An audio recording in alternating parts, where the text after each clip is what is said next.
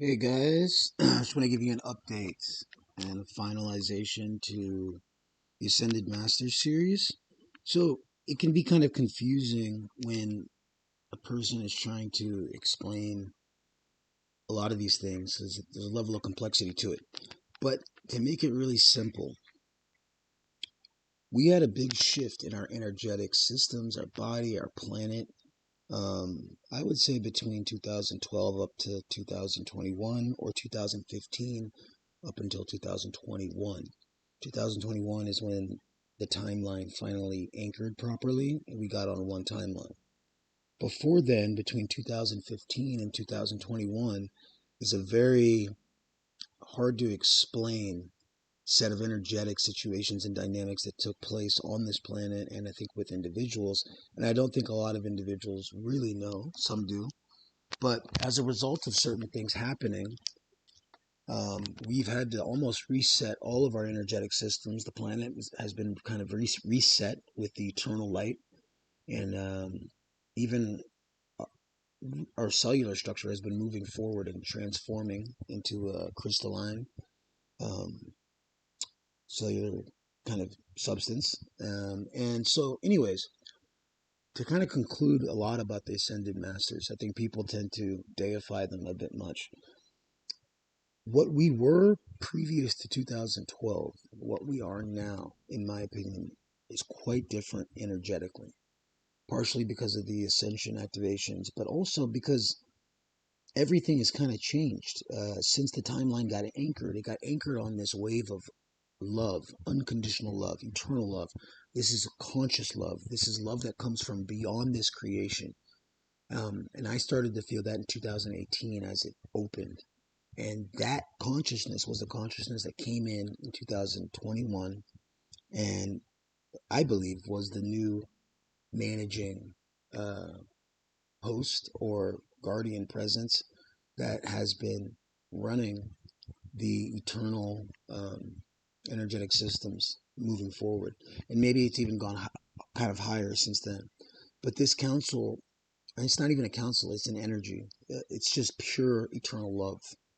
That's what it is. I always called it the love fields. But since 2021, um, who may previously not have had the ability to reach what's called the or integrate their ascended master self or connect with it fully. Now everyone is a light being here on the planet. You are a light being. You're not like a third dimensional matter being. You're a light being now. Every human here is a light being. And that's what we need to come to understand. What I was talking about in my previous shows was some information from the past. The Ascended Master state, it's really just a part of your higher selves. So you have an Ascended Master self. You might even have an ascended, I'm sorry, you have an eternal ascended master self, and you also may have an eternal ascended dragon self. Because some of us were blue dragons, which were good, gold dragons before, and some of us ascended, then came back and jumped on this timeline to fix it. So all forms had some form of ascension.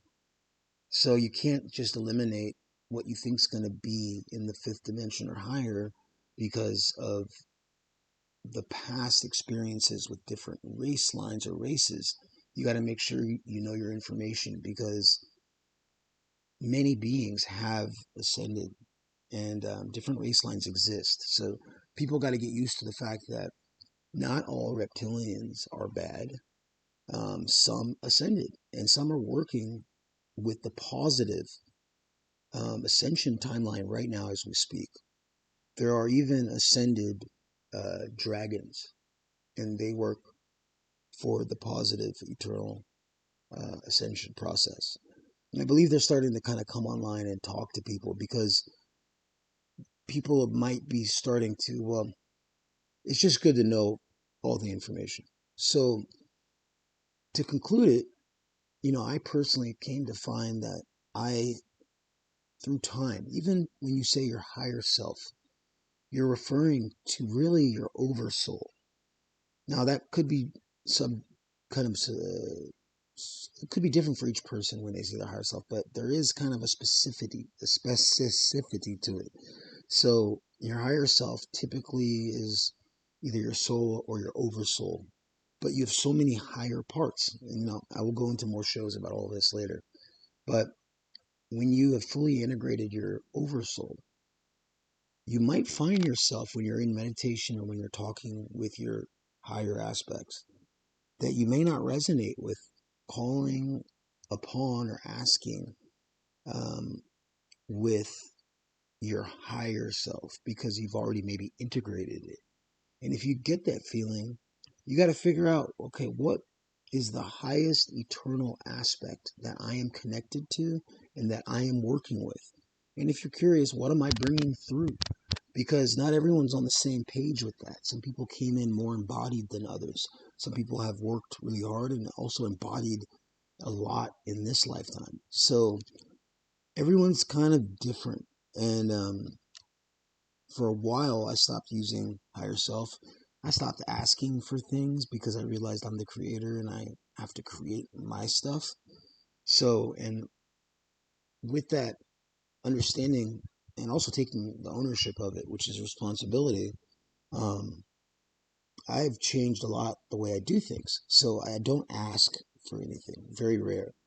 Um, I've learned to protect myself, learned to energetically take care of myself. I've learned a lot of things that it's kind of like growing up and getting out of high school or getting out of college for spiritual beings. And as you grow, you will always have some eternal aspect that's the one you are, or one you're integrating or working with, or you may not. But um, for the most part, I found there's always something higher, and sometimes that higher aspect doesn't reveal itself because of protection reasons. So if you don't resonate with something and you don't really get it, you got to go with what you feel. And everyone again is at different places, and I think that's a good point for humility and seeing that. So I've gone beyond my ascended master kind of identity or level of frequency accretion or activation or integration. And I've always known ever since like the love energy was the base foundation that came and integrated here. Um, I've always known that there's something greater that I'm connected to, but I just don't know yet.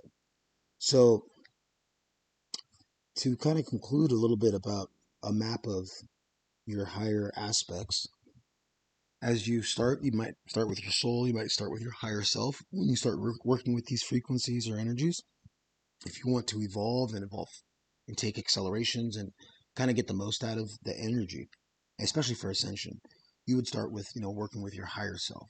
Then from there, you might know the names of whatever counsels or energies you're working with. It may be the eternal or unconditional love that you're working with. I mean, that's what I'm working with. That's what everyone I think is working with. And then there's other higher levels of that I don't know the names of. But that's the foundation now. So I would say for anyone that's looking to integrate or work with energy on this planet, the planetary host is running from a base foundation of unconditional love or eternal love or just love. So love is the base. Love is actually the name of, to me, of that energy. Before I used to go by councils and things like that, but this is beyond what we created or what was created in this creation. So there's not even a word or a name for this energy. I just know it's love. And so, it's almost like words would lower the frequency.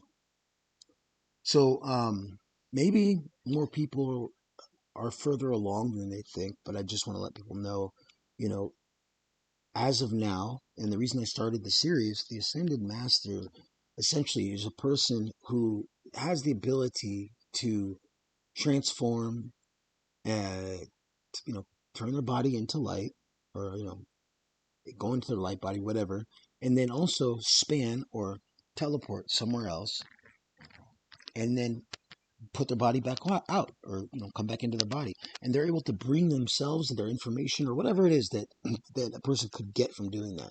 I think there is something like important about it that you can give back to source in that process. But the only reason I brought it up is because right now that's what every human being on this planet is going through, is a transformation process into their original, eternal, authentic, divine blueprint, which is a being or a light being that has the ability to span or slide. And sliding is maybe a thing of the past, but definitely span. That's what we're all capable of. And as time goes on, and as your DNA changes, as you evolve, as you clear, as more of what is needed comes in, you will come to find that you will be able to travel. You don't need technology, and that's like a really high level kind of gifted state of being if you can do that. And you have to have a really high level of integrity and spiritual maturity. Not all beings can do that. So we have that power, which makes us really special as humans. So I feel like the planetary level, even, or what a person can achieve here on this planet, has now gone further than the fully integrated ascended master self. And I can't say what that is, but um, as I grow and I integrate more of my higher aspects, I do change the name of how I reference myself, or what I feel like I am, or the eternal part of myself that I'm working with. So that's just part of growth. And I'm going to do a video on what it's like to be eternal and what are the signs, symptoms of living eternally, but not just living eternally through action, knowing that you have transmuted what's needed and you've reached a state of eternalization. And so that'll be my next one. It's going to be a series on eternalization. It's going to be good. So I wanted to give everybody kind of an update on the identities of the higher aspects or higher selves, all to help with the ascension process by providing some information that I think is important.